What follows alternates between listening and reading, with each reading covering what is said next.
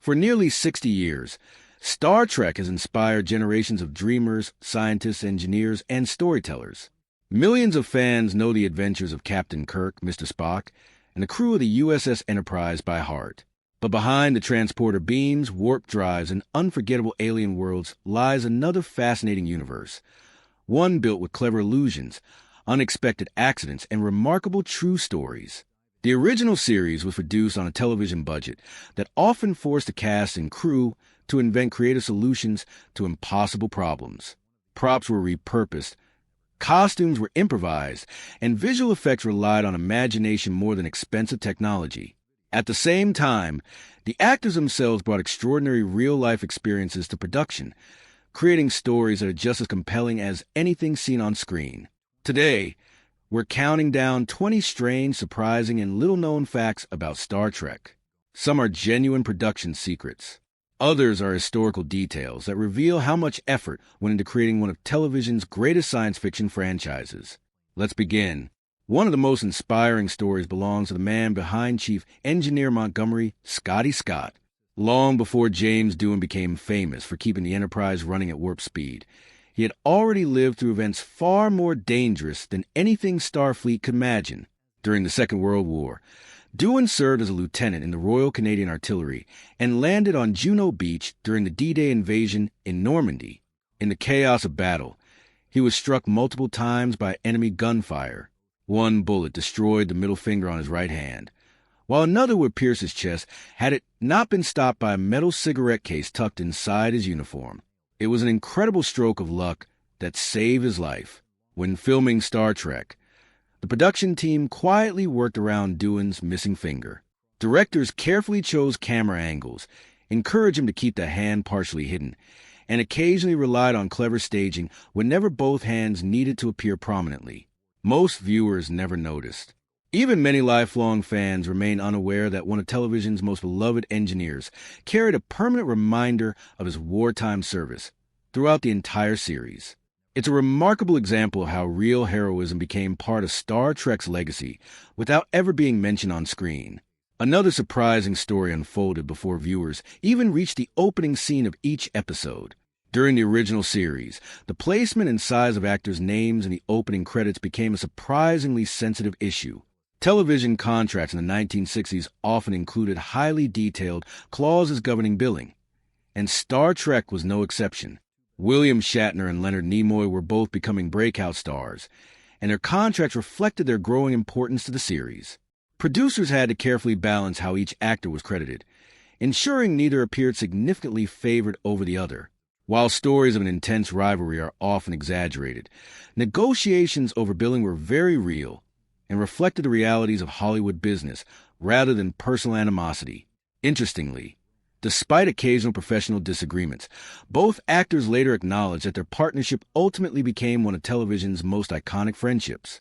Speaking of clever solutions, some of Star Trek's most memorable alien objects didn't begin life in a prop warehouse at all.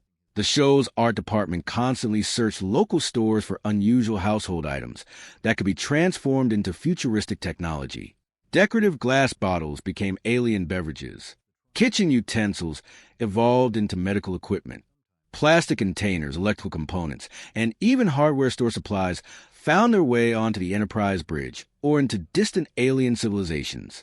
Rather than building everything from scratch, designers relied on creativity to convince audiences that everyday Earth objects had originated somewhere beyond the stars. It's a perfect reminder that imagination often matters more than budget. That resourcefulness extended to the visual effect department as well.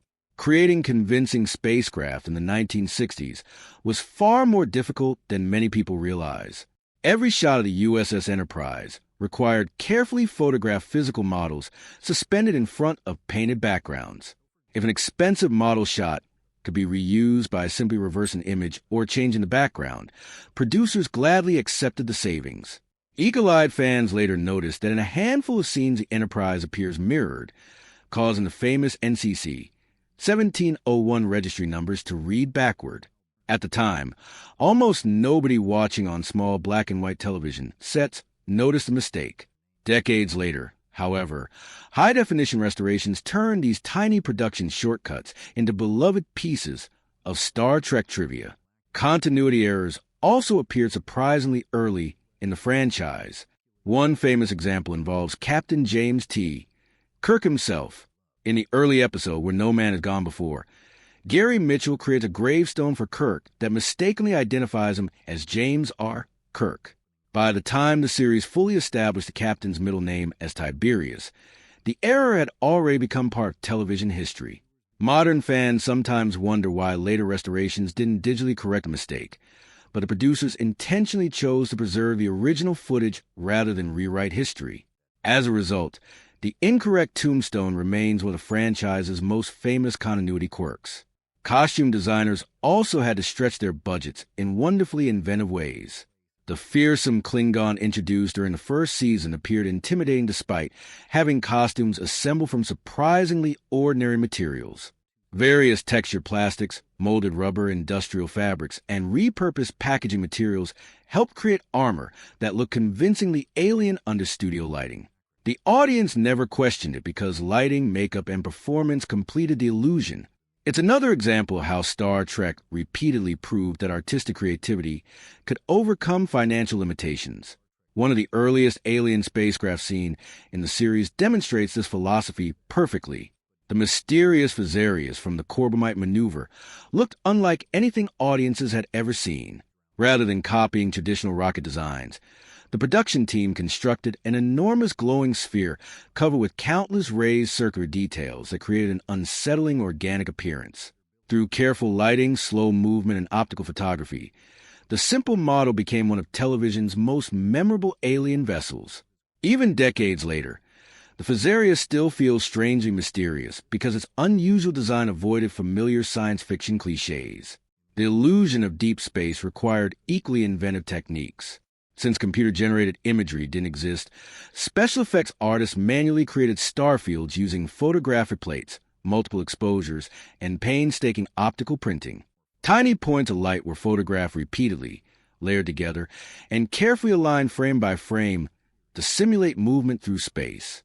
Every pass through the optical printer introduced new challenges, meaning a few seconds of finished footage could require days of labor. Modern visual effects artists can create similar sequences in minutes using computers, but the original crew accomplished them entirely through patience, mathematics, and craftsmanship. One fascinating detail many viewers overlook involves the famous Starfleet insignia. Today, every Starfleet officer proudly wears the recognizable Delta-shaped badge, making it one of science fiction's most famous symbols. But during the earliest episodes of the original series, the symbol wasn't intended to represent the entire organization. Different ships and facilities occasionally displayed their own distinctive insignias, reflecting the idea that individual commands possessed unique emblems much like military units. Only later did the familiar Delta become standardized across the franchise, evolving into the universal Starfleet symbol recognized around the world today. It's a small design change that quietly reshaped the visual identity of the entire universe. Finally, perhaps one of the cleverest production secrets had nothing to do with science fiction at all. Several outdoor scenes appear to take place on distant planets, or even in historical Earth settings, were actually filmed on existing Hollywood backlots already used by other television shows. Streets, storefronts, and buildings were addressed with new signs, futuristic decorations, and carefully chosen camera angles until they became entirely different locations. A familiar Western town, one week, might become a post-apocalyptic planet the next. To modern audiences, these transformations seem almost unbelievable, but they demonstrate how the production team maximized every available resource. Instead of allowing limited budgets to restrict their storytelling, they simply reimagined the world around them. These remarkable stories remind us that the magic of Star Trek wasn't created solely by futuristic technology. It came from talented artists, determined actors, ingenious designers, and filmmakers who refused to let limited resources stand in the way of limitless imagination. Every hidden shortcut, clever illusion, and unexpected accident became another small piece of television history. If the first half of our countdown proved anything, it's that Star Trek wasn't built on an unlimited budget. It was built on unlimited imagination. Every set, prop, and special effect reflected the determination of a creative team that refused to let financial limitations stop them from creating the future. But the strangest stories are still ahead. Some are hidden jokes that lasted for decades, while others are production mistakes so subtle that millions of viewers never notice them. Let's continue our countdown. One of the funniest inside jokes hidden aboard the USS Enterprise involved a mysterious set of pipes labeled with the letters GNDN. Fans spent years trying to figure out what the abbreviation meant. Was it some futuristic engineering system? A classified Starfleet device? The truth was far less complicated and much funnier. Members of production crew jokingly said the letters stood for goes nowhere, does nothing. The pipes existed purely to make the engine room appear more complex and believable. They weren't connected to anything at all. It became an ongoing joke among the set designers, and later Star Trek productions even paid tribute by including similar labels as an affectionate nod to the original series. Despite the incredible care that went into building the Enterprise, television production in the 1960s wasn't perfect. Every now and then, equipment accidentally slipped into the frame. One famous example occurs during the episode Charlie X. Sharp-eyed viewers watching modern high-definition restorations have noticed what appears to be a boom microphone briefly dipping into view during one scene. Similar production mistakes occasionally appeared throughout the series because television screens of the era were much smaller and often cropped portions of the image that audiences at home never saw. Decades later, digital restorations revealed tiny details that neither the directors nor viewers originally expected anyone to notice. Rather than frustrating fans, these little mistakes have become charming reminders of how television was made during a very different era. Another memorable production oversight appears during Errand of Mercy, the episode that introduced the Klingon to television audiences. While the story itself remains one of the franchise's classics, a careful look at several scenes reveals unfinished portions of the set hidden near the edges of the frame. In some shots, plain wooden supports or areas lacking their final coat of paint briefly become visible. During action scenes, where viewers naturally focus on the actors rather than the scenery, these imperfections slip through unnoticed. Today, they serve as fascinating snapshots of the production process, showing how quickly episodes sometimes had to be completed. The second pilot, Where No Man Has Gone Before, contains another collection of behind-the-scenes surprises. During several sequences inside the Delta Vega outpost, observant viewers have pointed out portions of the studio infrastructure just beyond constructed walls. Support beams, lighting equipment, and stage rigging occasionally peek into the image. None of these were intentional, of course, but television schedules in the 1960s were relentless. Episodes had to be completed quickly, leaving little time to correct every tiny visual flaw. Considering the ambitious science fiction concepts of production attempted each week, it's remarkable how convincing the finished episodes still appear. The shuttlecraft also created unique filming challenges. In the Galileo 7, the cramped shuttle interior forced cameras into extremely tight positions. As a result, certain scenes briefly expose the limits of the physical set. Depending on the camera angle, viewers can sometimes glimpse the edge of the backdrop or areas beyond the shuttle's walls. During scenes on the rocky planet's surface, lightweight materials used to build a landscape occasionally reveal themselves when struck or disturbed. What looked like massive alien boulders were often carefully sculpted foam and fiberglass designed to keep actors safe, while remaining easy for crew members to move between takes. One of the greatest strengths of Star Trek was its willingness to make audiences believe enormous worlds existed beyond what the camera could actually show. The Enterprise itself illustrates this perfectly.